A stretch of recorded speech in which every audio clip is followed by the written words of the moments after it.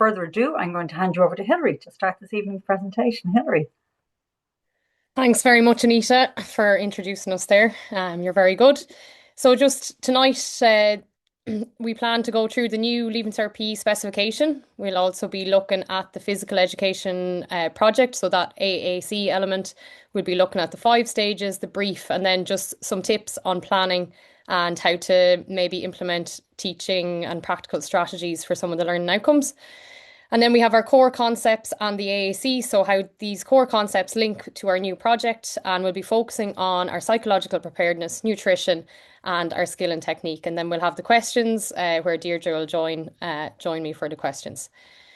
So first, the new specification. It's now this orange cover document. It was published last year in 2025, and it comes into effect for our 5th years for next year. So coming into effect September 2026. And then the first written exam for this specification will be in June 2027. So our plan is to just go through maybe the old specification, which was published in 2018, the differences and how this new curriculum, how the changes, how they'll come into effect for our teaching this coming September. So just even looking at how the old specification was laid out. So in the old spec, we had 10 topics. We had 2 strands. So strand 1 was towards optimum performance and strand 2, contemporary issues in physical activity. As I'm sure you all remember from our old specification, we had 2 prescribed topics each year from the state exams. So from topic 7 to 10, we were prescribed 2. When we look at the new specification, we now can see that it's split into three strands. So we've strand 1, skill learning, participation and performance, strand 2, physical and psychological demands of performance, and strand 3, factors influencing participation in physical activity. For the new specification, all learning outcomes are prescribed, so we have to do them all. There's no options, there's no choice, unlike the difference of the old specification where 2 topics were prescribed. So again, just looking at the old specification, we remember the bubbles, we know them well, we'll see them again, but we can see that personal exercise and fitness is currently in the new specification no longer present. So the personal exercise and fitness now is really the medium through which we'll improve our performance within these bubbles here in the new specification. So again, we're very familiar with the old bubbles of page 12, where those class activities, we had to choose 3. They had to be from different bubbles. That is now gone, and instead we have this definitive list. So we have a list of physical activities that our students can do their AAC through. So it's Appendix 2 in the new specification. It's good to point out that it is an appendix, so although the curriculum is published and we would have to go to consultation in order to change the curriculum as it did this time around, just to be aware the appendix can be updated. So if your physical activity maybe isn't present, just maybe to be aware that we can contact the NCCA with our opinions on maybe activities which we feel should be included. So there's a list of omitted, so just to be aware of what is currently omitted, we have personal exercise and fitness is not selectable as a physical activity area. Also missing from the list, so aquatics was present. We had aquatics lifesaving, aquatics survival swimming. Neither of them are there, so we do have aquatics swimming 2 strokes, water polo or synchronized swimming. Adventure then, within the adventure not there currently is canoeing, sailing or rock climbing outdoor. So you can have a look through the approved list for physical activity areas for the physical education project for PE. Just to note, like boxing is not present there either, or any of the martial arts. So just to be aware of that, and I suppose students are probably picking their subject choices for next year if they haven't already.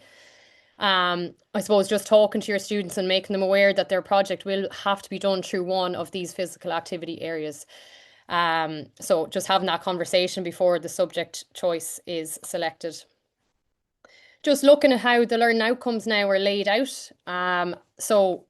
We can see here they're going to be numbered. They're in the different strand. So this is from strand 1. We've taken students should be able to number 1 and number 5. So the action verb here will be in the right hand column. So for example, number 1, describe the stages of learning, of skill learning. And then it's explained in a little bit more detail. Students learn about, so what do we need to teach them? We're looking at stages of skill learning, including beginner, intermediate, advanced. So it's nice that there's actually a description there of how much detail do we need to go into. The action verb is telling me describe, so that's the level in terms of depth that I have to teach. And I suppose just for the written exam, being aware that that action verb level, we can't be asked a higher level action verb, but we could be asked a lower level action verb. So I could be maybe asked to outline or state, but describe is as high a level action verb that we could be asked. So the next one, just to be aware that there can be more than one bullet point explaining the students should be able to. So for number 5, demonstrate sports skills, tactical awareness, decision making in varied physical activities. So what does that mean? We're looking at refining our skill and technique, applying tactics and decision making, and then even classification along the skill continuous. So looking at gross and fine, open and closed, discrete, serial and continuous, and then internally and externally paced skills. And I suppose like even the word demonstrate, straight away, we're kind of thinking that could be linked there to the AAC. Where students may have to demonstrate, maybe look at refining their skill or technique, maybe applying their tactics, or showing their tactical awareness or decision making in different scenarios. So again, just looking at how many learning outcomes we have in this new specification. So there's 3 strands, as we already said.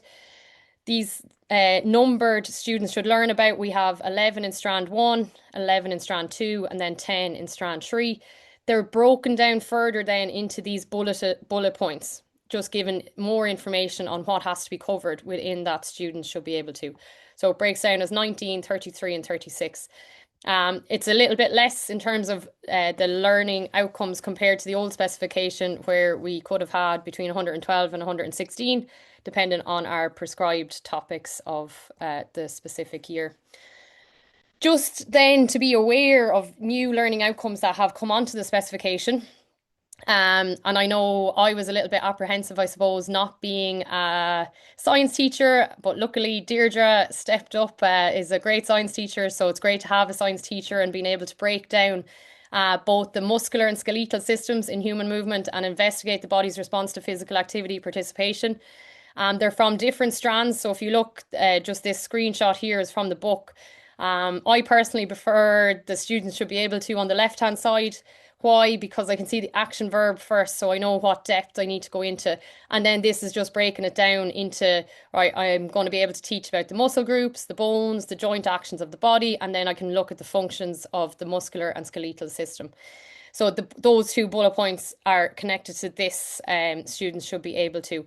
We can see from the specification, there is another bullet point connected to strand 2, students should be able to, number 9, biomechanical context, including the use of planes and axes in anatomical movement.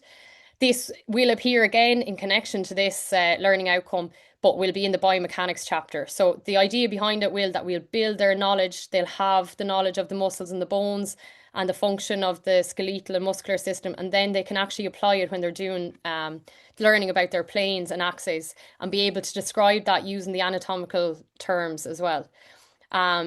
Same then for our investigate the body's response to physical activity. We'll be looking at our cardiovascular and respiratory systems, and then how would we measure and monitor those, particularly including heart rate, breathing and body temperature. So just being aware of the connection between the body's response. What are we actually looking at? It's those 2 students learn about that we will go into detail on.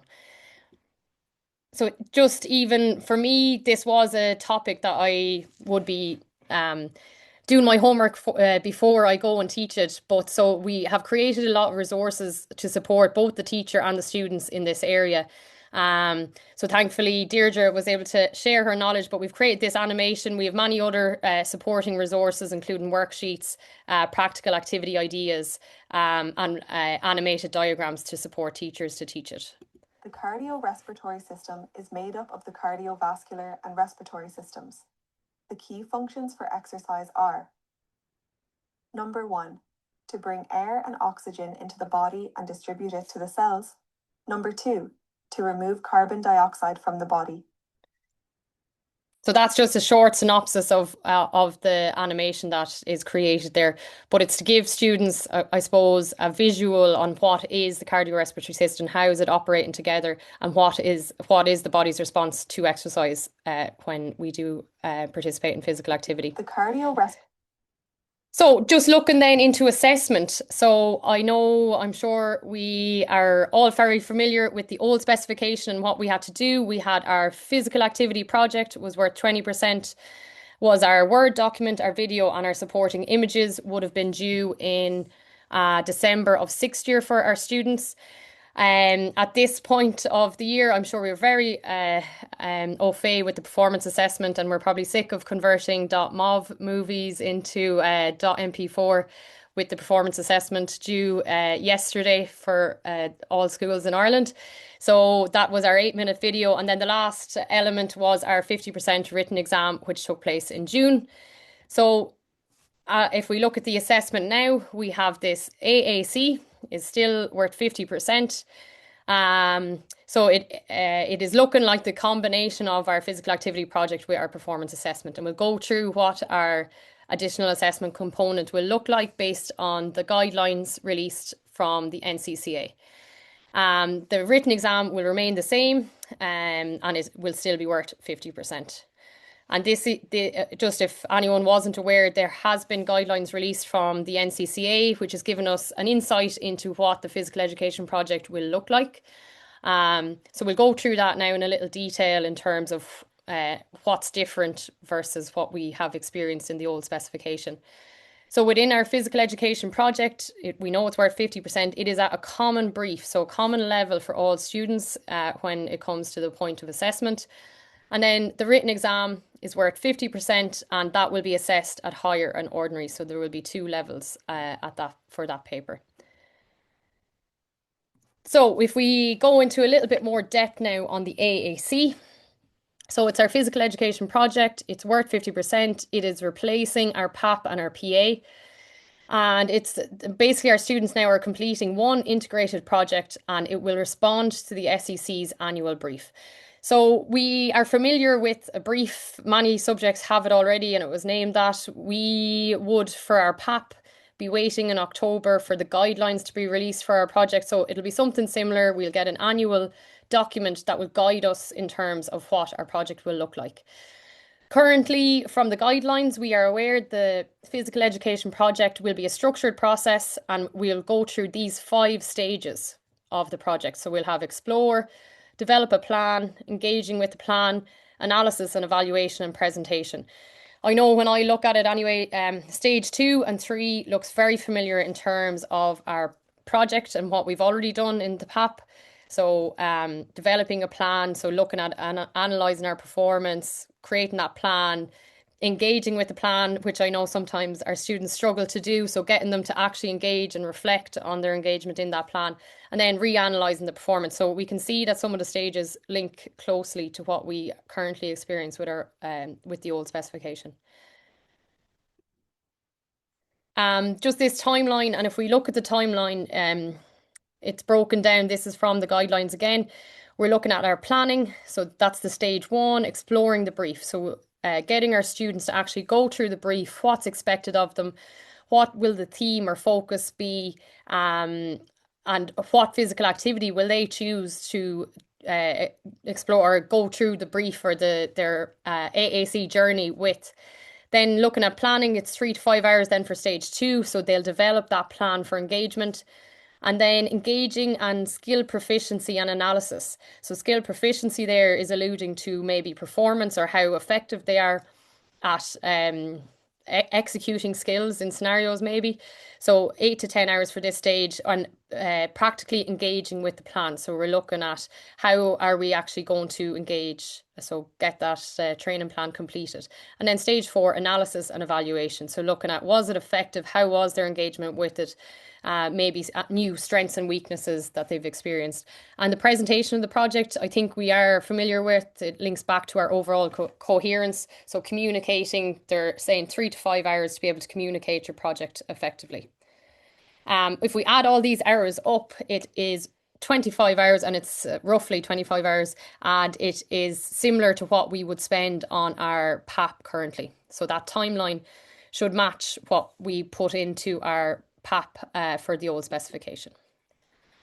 So looking at what is the project and what is its aim within Leaving Cert PE. So it's looking at getting our students to analyse their performance, which again to me sounds very similar to our section A of our physical activity project.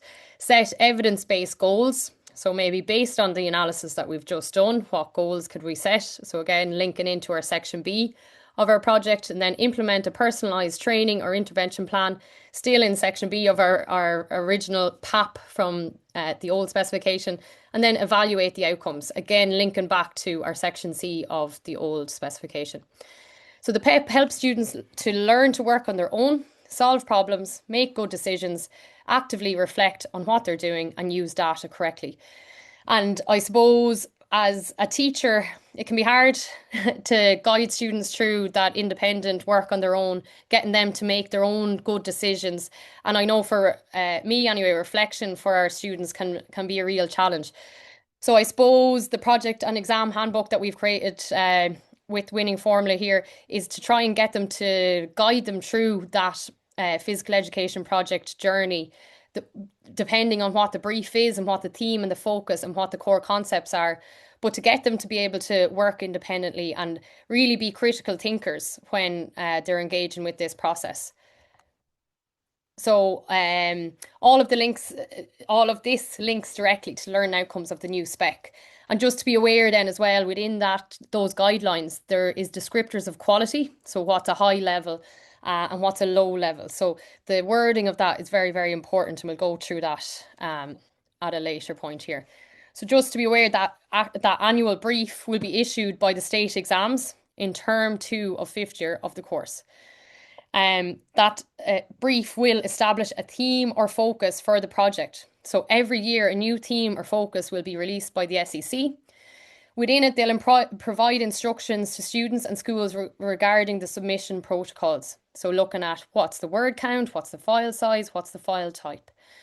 So I know these can often be challenges for schools depending on what platform they're using. So it will be important for us to be aware of how to work with whatever document or whatever file type is required by the state exams.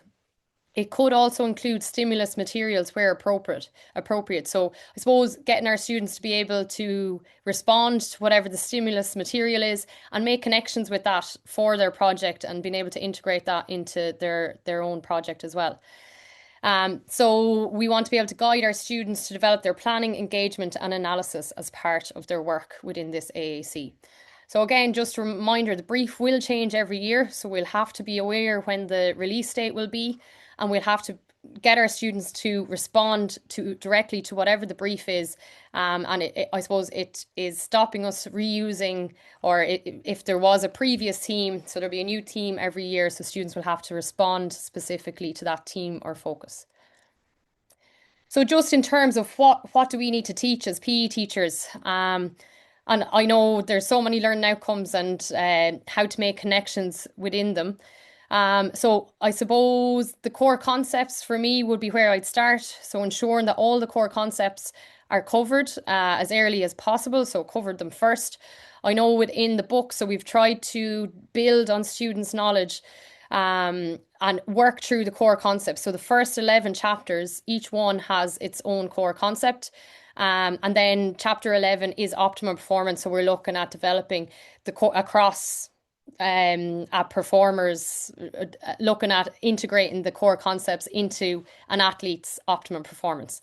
So there is a logical sequencing of the learning outcomes. So in terms of building that knowledge as we move through, and then similar learning outcomes are grouped together. Learning outcomes and students learn directly from the specification. So within the book, all the learning outcomes come directly from the specification. So we can be ticking them off as we go through, ensuring that every single learning outcome is covered. There's also a roadmap here just guiding you through what should we start with, which learning outcomes.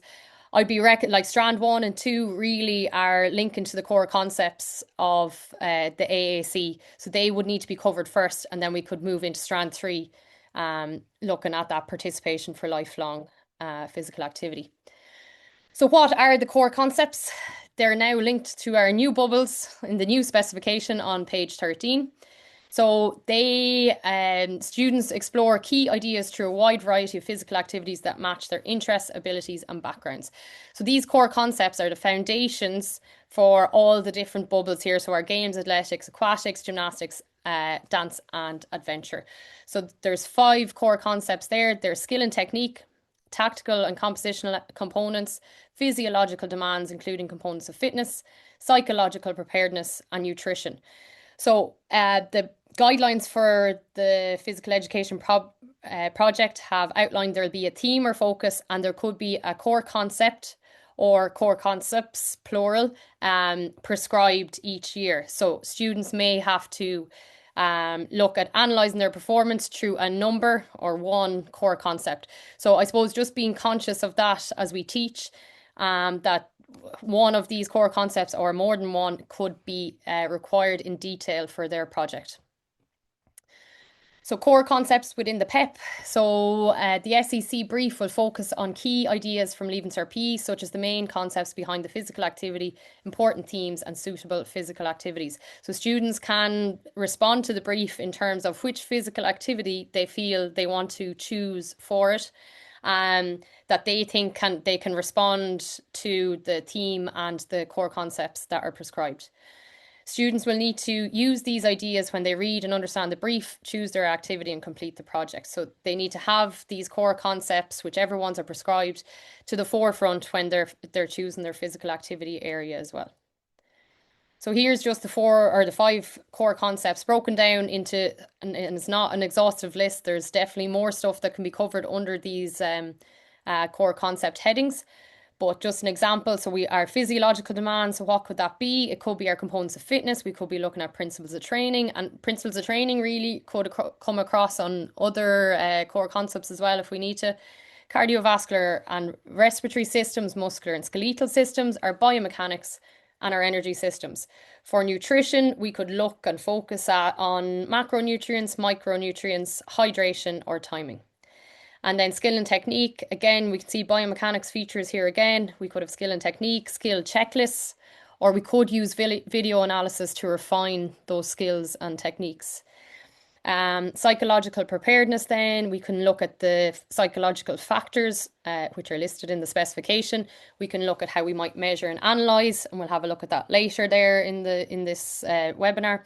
And we can then apply different strategies to enhance our psychological readiness. And then looking at tactical and compositional elements such as our structures and our tactics, safe practice, and maybe the rules and regulations. So just within the book and how I suppose we're trying to maybe support teachers to prepare students for the AAC as they move through their teaching. We have these linked to PEP activities within the book. So use biomechanics to analyse and improve performance in a physical activity. So that would be possibly at the end of the biomechanics chapter, and maybe we're looking at how planes and axes may influence or impact a 100-metre sprinter, if that's a physical activity I choose, or we could be looking at Newton's laws of motion and how they might affect, and we can bring in then maybe our knowledge of muscles, and even bring in our components of fitness if we wanted in terms of power generation within that performance. You can see then as well we have these PEP tasks, and we'll look at a number of them throughout the webinar, but what they're trying to do is build on prior knowledge and get them to create this portfolio of learning as they move through 5th year, and then when they come to 6th year they have all the hard work done. So instead of, I know I originally would have done a mini PAP with 5th years towards the end of 5th year to try get them into the mindset for coming back in September and being prepared for their physical activity project. What I have found now is they're actually stronger at this analysis and when they are actually learning the content. So for example, design a training plan based on one HRF and one PRF that needed improving from the PEP task in chapter 1. So in chapter 1, there would have been PEP task 1, where they would have analysed their performance level in all of the health and performance related components of fitness, and then they may have written up a paragraph even on their strengths and weaknesses for whatever physical activity they chose. So now, based on what they've done here, now they're going to make this training plan. So we're looking now, they're able to create a training plan. They know which one in terms of a weakness, they'll choose their weakness and then be able to design that training plan to make it specific.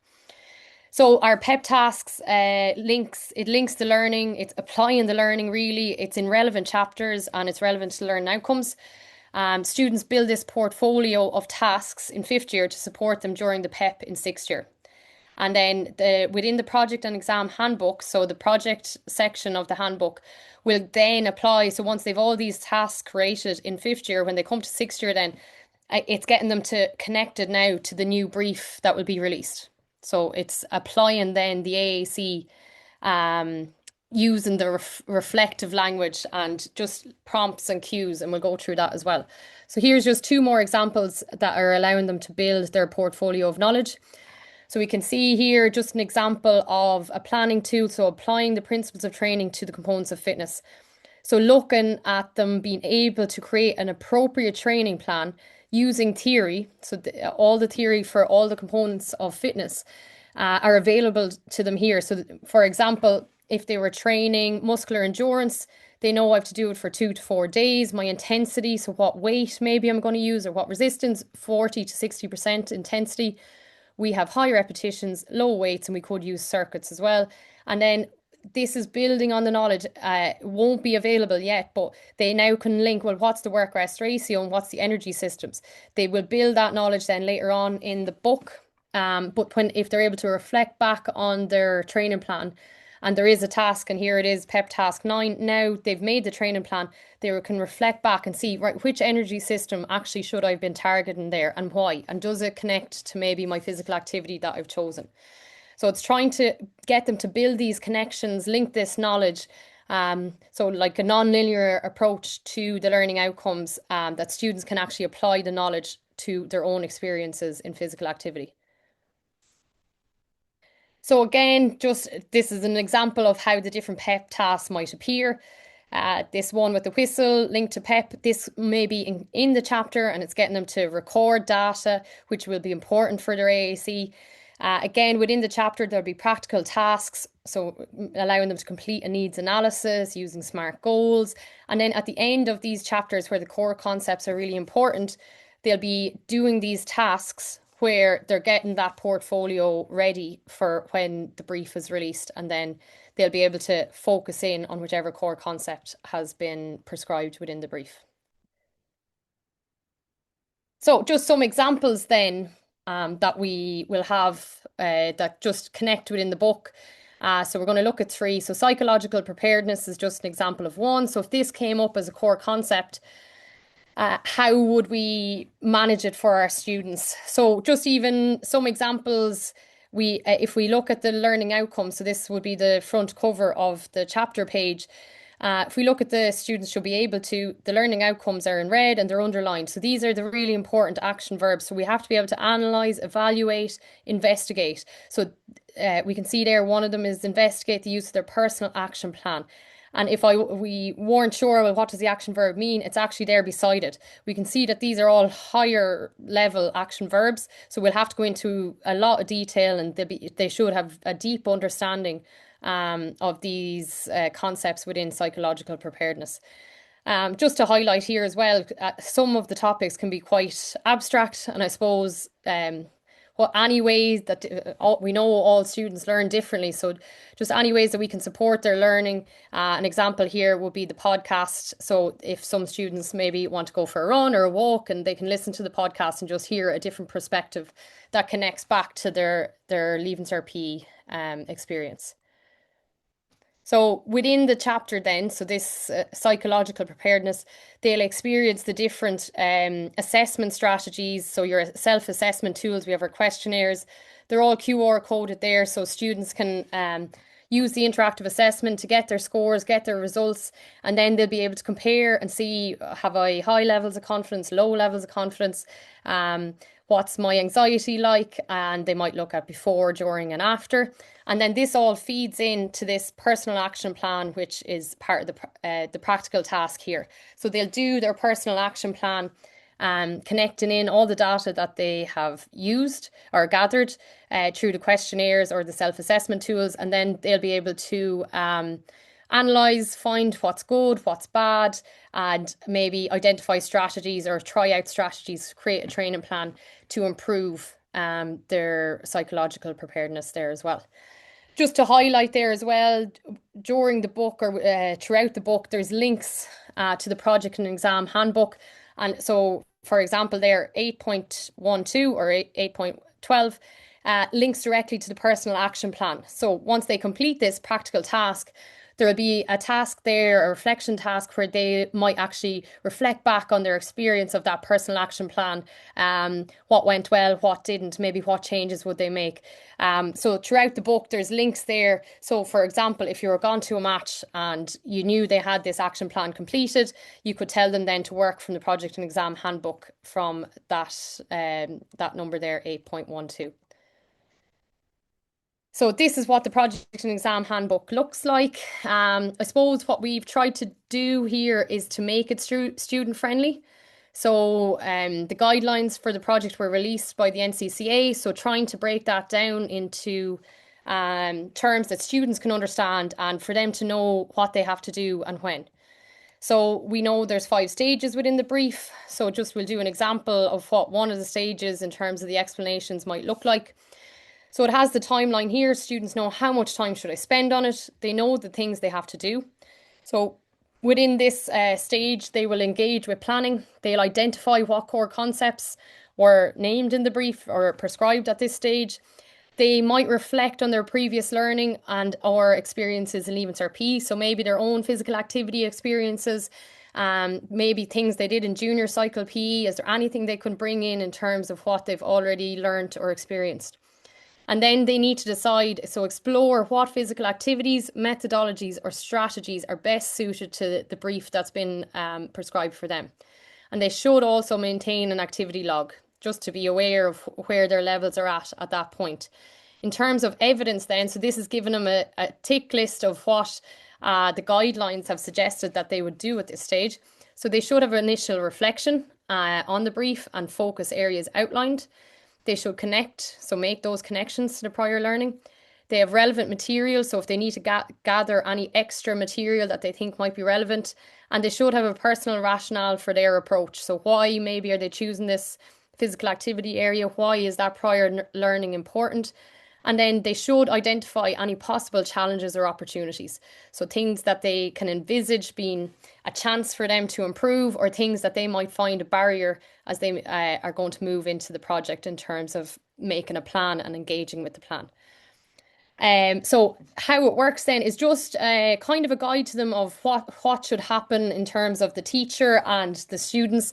So the project should be supervised and guided in school. So teachers will be facilitating the project within school time, but they can do, so supporting research and reflection can be completed at home. But it really should be something that takes place in class time for that stage 1.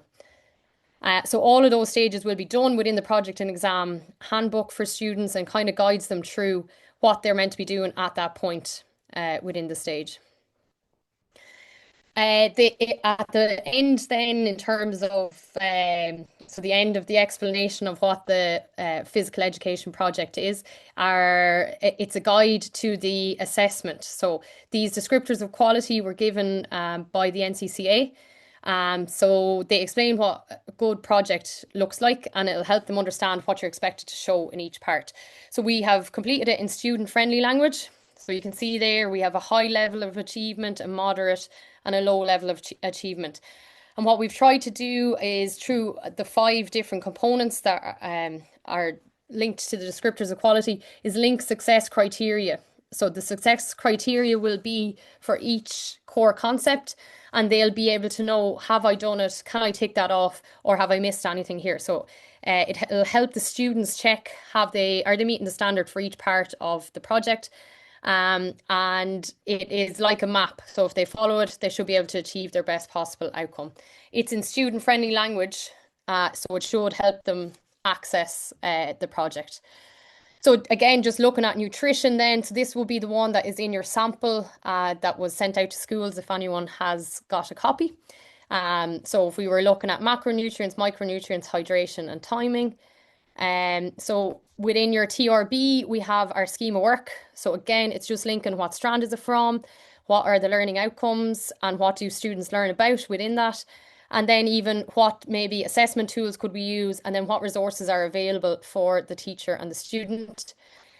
In terms of looking at performance-related nutrition, again, this is in the book and it's just linking to if nutrition was my core concept, these are different areas that we could look into in detail.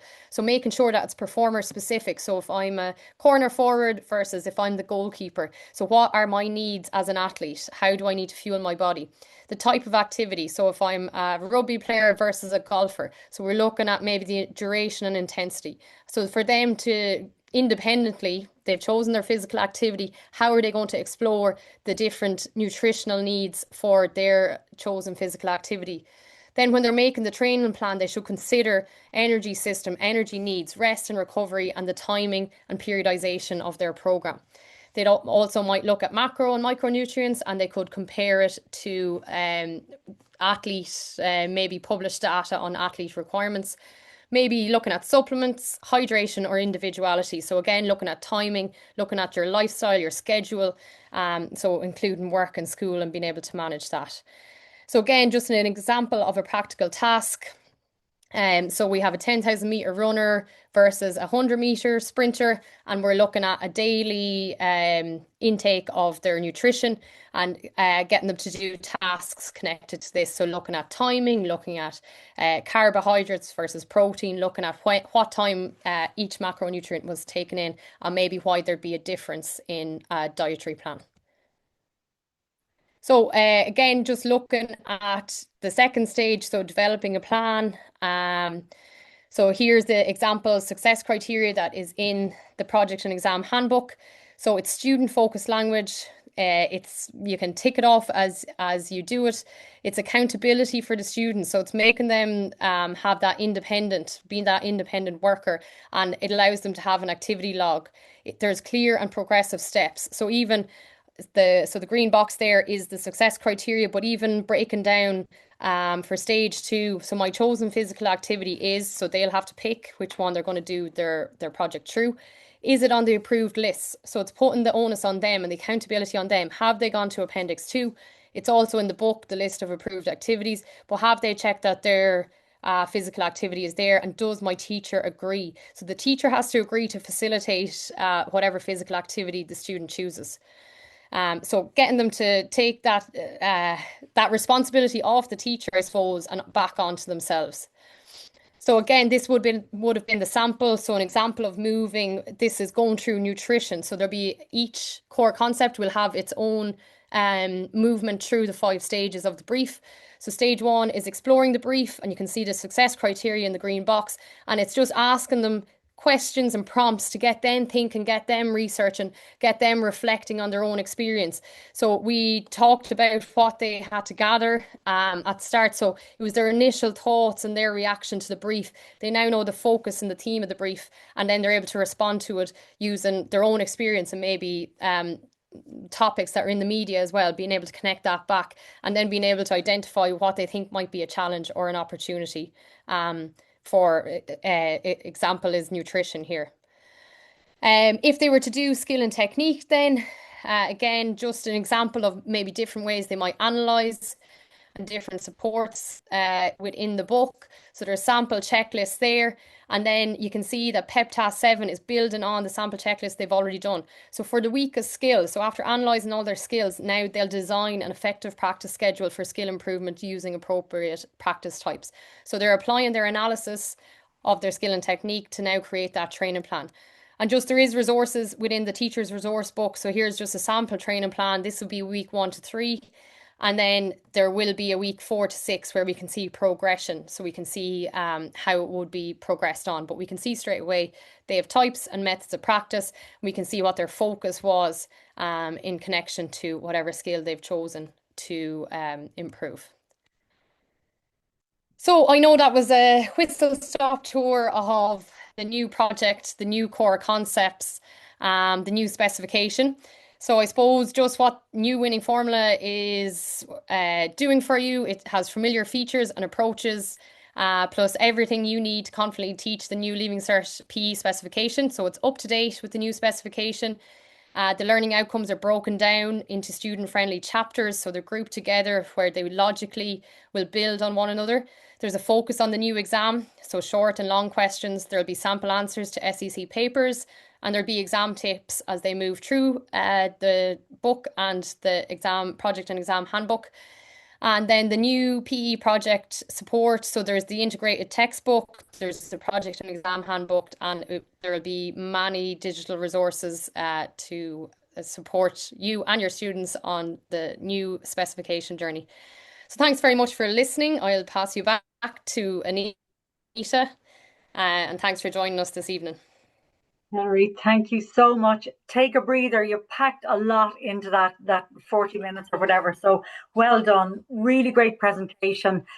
Great insight into the new PE specification, and really lots and lots of information and practical support for that important new Leaving Cert PE project, which we now know is worth the 50% of the marks, and also supporting there for the written exam. So fantastic job, well done.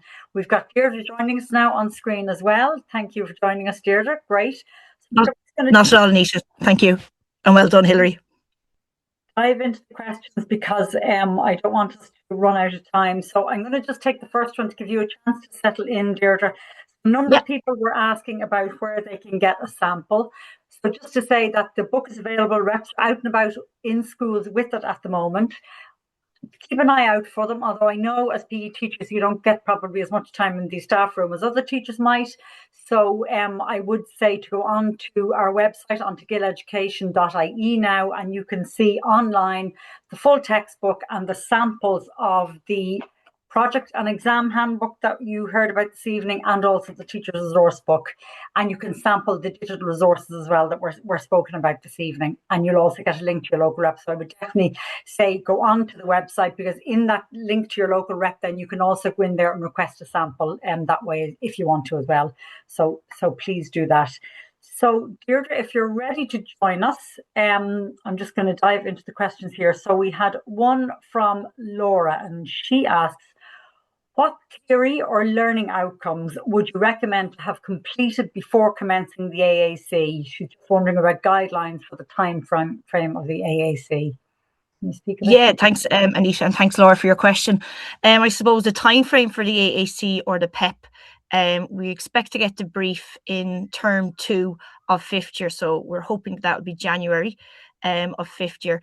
And I suppose the learning outcomes that we would encourage people to do are really chapters 1 to 11 in the book. So in a short answer, I would say strand 1 and strand 2. So when you look at things like that, the first core concept, skill and technique, the second one, technical compositional components, and nutrition, they're all strand 1 areas. And nutrition and the body's responses to exercise, they're all strand 1. And then strand 2, we're looking at the core concepts of the physiological demands, which includes both the health and performance related components of fitness and the training methods that go along with that. The psychological factors that affect performance, they're also strand 2. So when you look at things there, I suppose chapters 1 to 11 are the big ones, and they should cover you with all the 5 core concepts across the first 2 strands and have you ready for the AAC brief. You won't have finished all of those before the brief comes out, but it's a really good starting point to work through chapters 1 to 11 and put yourself in a really good spot for when your students have to tackle the PEP. Brilliant. Great advice, Deirdre. Thank you. Very practical again. Thank you. Fiona asks, is there a workbook again with this? So I guess I'll jump in first of all just to say yes. Yep. When you mentioned workbook, Fiona, we're actually talking about the project and exam handbook, which Hilary has spoken to this evening. However, Deirdre, I'm thinking you might want to speak a little bit more to this, because although we have a sample of that book out now and about in schools and on our website, the full book won't be available till during the summer, but there's a really good reason for that, Deirdre. Do you want to talk to that a little bit? Yeah, that's right, Anita. We do have a workbook, so to speak, coming out, and it will be called the Exam and Project Handbook. And that's kind of really because it's going to support students in preparation for their exam and their project, or which will be called the PEP. It's a much bigger development on the previous version of our workbook, as it's full of exam-style short questions. As Hilary mentioned there's little numbers throughout each chapter which bring you to work sections in the Exam and Project Handbook. So the appropriate questions by the subtopics will all be laid out there. It will also have, we're expecting the sample paper now in the middle of April. So we will be including those sample questions from the sample paper into the workbook as well, and some full worked through sample answers for you as well. It will also have a fully devoted section to the additional assessment component, or the PEP. And as Hilary's kind of shown you a little bit of that already, it's broken down, that kind of PEP's end of the handbook is broken down to support students and teachers in their PEP journey.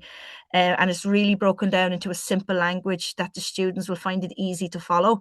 And if you remember the slide that Hilary showed there as well, it's getting the students to ask themselves the questions I have completed, it kind of a step-by-step guide for them. So I suppose it guides them all the way through the 5 phases: exploring the brief, developing their plan for engagement, how they can practically engage and have practically engaged with the plan, how they have evaluated their performance and analysed what they've done in their PEP. And then I suppose the last one then is the presentation of the project. So just ensuring, I suppose, step by step in student language, in nice simple language with success criteria for them, each step through their journey to complete their PEP.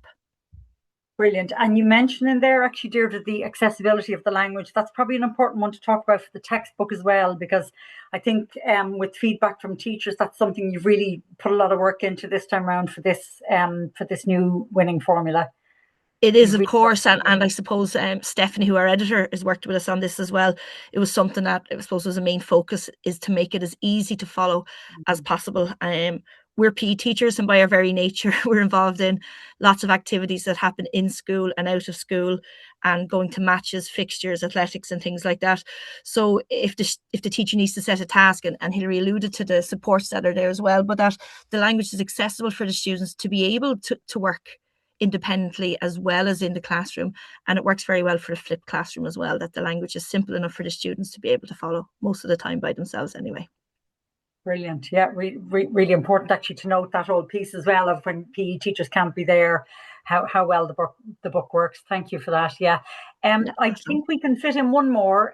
Barry, and it's so infrequent that men ask questions on these things. So anyway, Barry asks, are students allowed to choose any sport they like for the PEP?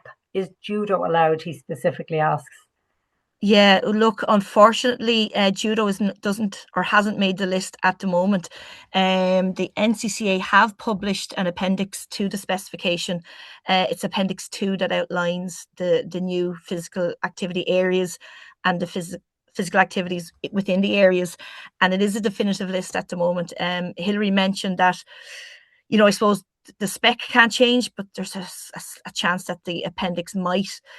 So no, judo isn't there on the list at the moment, and there are other activities that a lot of students would have completed their PAP on, I suppose, traditionally, that don't make it onto the new list. I know in the southeast area here, surfing. There was a bit of it kind of hurt a few schools, especially on the coast here, that surfing is no longer an option for them to do their activity on either. So hopefully, please God, with a little bit of rallying, I suppose, and through our combined efforts as PE teachers, there might change, but that's outside of our control anyway. But hopefully, if enough people write in, some things might make an inclusion. But again, as the spec says, and as Hilary said, all these activities must be facilitated within the school where at all possible, and within class time as well. So that's probably one of the limiting factors and why things like judo, boxing, surfing aren't always there. And even if we think back to our adventure activities, that outdoor rock climbing has been omitted in the current specification or the current appendix, and only indoor roped climbing is there, which is probably the most accessible for a lot of schools around the country. Wow, interesting. Unfortunately, we are running low on time now, and as I say, we don't want to hold anybody over the hour, so I'm going to wrap it up there for this evening. Deirdre, thank you very much for joining us. That's all, Anita. Thanks, Deirdre. Just reiterate that no questions will go unanswered. So what we will do at this stage is we will collate all the questions together, and because a lot of them are kind of on a common themes, and we will put together an answer document, and we'll send that out to all of you so that all of you can see answers to all of the questions that were asked. And you might find that useful. We may not get it to you before your Easter break, but you will get it hopefully when you return, because we just have to collate answers from a number of different places. So that's the one important thing. The second thing to remind you of is that you will receive an email tomorrow with a recording of this evening's webinar. So it will give you a chance. There was a lot of information packed in there, so it'll give you a chance maybe to listen back to it yourselves, or share it with colleagues who couldn't maybe make it along this evening. So do keep an eye out for that.